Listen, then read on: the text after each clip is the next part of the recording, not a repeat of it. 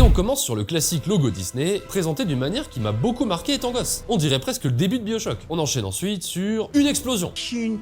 Et puis une bien vénère, hein. Explosion qui inquiète beaucoup les gens à l'écran, gens qui s'expriment dans une langue étrange et qui montrent des véhicules en images de synthèse super bien faits.